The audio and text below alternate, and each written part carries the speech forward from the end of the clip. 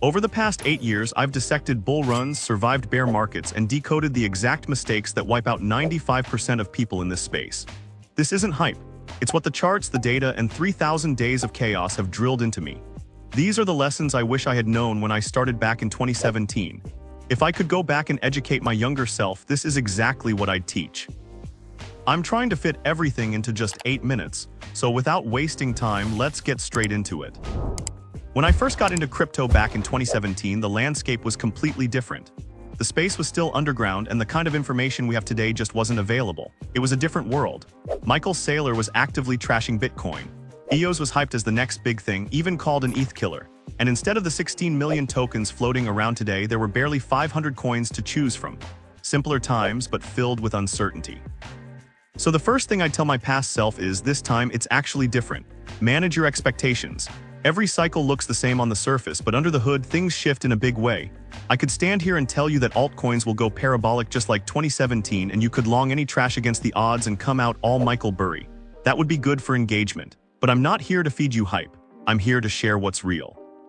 This is my third full cycle, and I've noticed something no one likes to admit. Every cycle, the money-making window gets smaller. In 2017, you had time. Coins would pump over months, and narratives had a slow burn. By 2021, that window compressed. You had to be early, move fast, and exit even faster. In this cycle, everything moves at light speed. You blink, and a coin that just launched yesterday is up 20x and crashing the next day. You'll be lucky to catch a clean 5x on majors unless you are early on a fresh narrative. The opportunities are still there, but the math is changing. And it's not just timing. The returns are shrinking too. Back in 2017, 100x gains weren't just possible, they were common. In 2021, a good 10x or 20x was already considered a win. Now, with millions of coins sucking liquidity and more institutional money flowing into Bitcoin, those kinds of multiples on alts are fading. The market is maturing, adoption is rising, and as the space gets more stable, it also gets less explosive. I'm still bullish, but I'm realistic. I'm not expecting 2017 or even 2021 level fireworks. And that's exactly why this cycle is so important. This could be the last cycle where the playing field is still tilted in favor of retail. The second most important lesson I learned the hard way is to always plan your exit before you even enter a position. Sounds obvious, right? But this one mistake has cost me more money than any bad project ever did. Most of my losses didn't come from picking the wrong coins. I'd spend hours researching, digging into fundamentals, reading white papers, and finding solid projects. The real issue was having no plan. I'd get in and then I'd wait for just one more pump. Wait for a 2x, then a 5x. Wait until greed quietly turned into regret. Now every position I enter has a clear roadmap. I know exactly where I'll take profits, and more importantly, I stick to those levels. You need to define your buy and sell zones before entering a position. Once emotions kick in, logic tends to disappear. That just one more X mindset is what turns people into exit liquidity. If you're investing in mid to low cap coins, one of the smartest things you can do is pull out your initial once the price doubles. This way you're playing with house money, and whatever happens next won't shake you emotionally. It removes stress, builds discipline, and most importantly, protects your capital. What you really need is a repeatable system that lets you walk away with actual gains, not just screenshots of what could have been. In crypto, exits matter. A perfect entry is useless if you don't know how or when to leave. The third lesson is to avoid community bias and echo chambers. Just because everyone on crypto Twitter or in a Telegram group is bullish doesn't mean it's time to ape in. Consume all the content you want, but think independently, make your own calls, and don't follow anyone blindly. That includes crypto influencers who constantly shill low-cap garbage without disclosing their allocations. Some of them are legit, but many are just chasing engagement, and they'll gladly use you as exit liquidity. Even if you count me as an influencer, my message stays the same. Watch the content, but question everything. Don't take anything I say at face value. Always do your own due diligence. In fact, I've been planning a video for a while now, revealing the top crypto influencers I personally follow. I finally started working on it, and it'll be out soon, so make sure you're subscribed. These are creators who cut through the noise and consistently share high-value insights without the hype. Looking back, some of my worst entries in both 2017 and 2021 came from crowd conviction and influencer FOMO. The herd is often wrong. So filter the noise, think for yourself, and don't chase every shiny project that shows up on your feed. And that brings us to the next lesson. Over-diversification isn't smart risk management. It's just poor focus. One of the biggest mistakes I made in previous cycles was trying to hold 40 to 50 different coins at once. At the time, it felt like a good strategy. I thought I was spreading risk, increasing my chances of hitting a big winner and covering every narrative in the market. But what actually happened was the opposite. I couldn't keep up with the updates, I lost track of what each project was doing, and when it came time to take profits or cut losses, I was overwhelmed and uncertain. Now I stick to a much tighter portfolio of 8 to 10 high-conviction coins that I understand and track closely. It keeps things simple, focused, and manageable.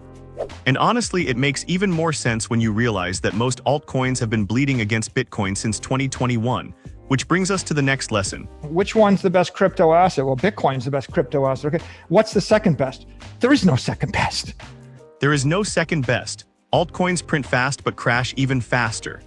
Bitcoin is the king, and the sooner you accept that, the better your portfolio will look over time. Many coins that feel like the next big thing will never reclaim their all-time highs. Just look at the top 10 coins from any previous cycle. Most are irrelevant today. Even the ones that survived have been underperforming Bitcoin for years. This is a snapshot from the exact day Bitcoin topped in the 2017 bull run. Some of you might not even recognize a few names from the top 10 list back then, and that's the point. Let's look at some projects that are still around and see how they've held up against Bitcoin. ETH, arguably the strongest alt, is still down 74% against Bitcoin since 2021. XRP never recovered after the 2017 bear market and remains down over 90%. Litecoin has been bleeding since its launch in 2013. Cardano is down more than 90% from its 2017 highs. We take on higher risk with altcoins, and for that, we expect higher returns. But if an alt can't even outperform Bitcoin over a full cycle, then what's the point? If your investment isn't beating Bitcoin, you're better off just stacking sats. Altcoins can 2x in a week and then drop 70% over a weekend. Don't fall in love with any coin, take profits aggressively and keep stacking Bitcoin. That way you capture upside while minimizing downside when the market inevitably turns. Personally, I won't be carrying any altcoin into the next cycle, just Bitcoin. By the way, I'm not a Bitcoin maximalist. I'm just a highly selective altcoin minimalist. The final and probably the most important lesson is the one that hit me hardest during the FTX collapse in 2021. Not your keys, not your coins. FTX was seen as a too-big-to-fail exchange, yet it collapsed, taking many people's life savings with it. If a significant chunk of your portfolio is still sitting on a centralized exchange, move it. Get a hardware wallet and take control of your assets. You should never leave your financial future in someone else's hands. Don't take security lightly.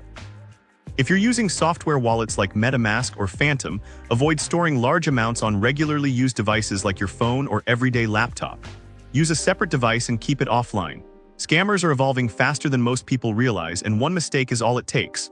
On top of that, don't fall for the trap of chasing yield. A 30% staking reward might sound like easy money until your coins are down 60% by the time they unlock. The passive gains aren't worth the stress, in my opinion.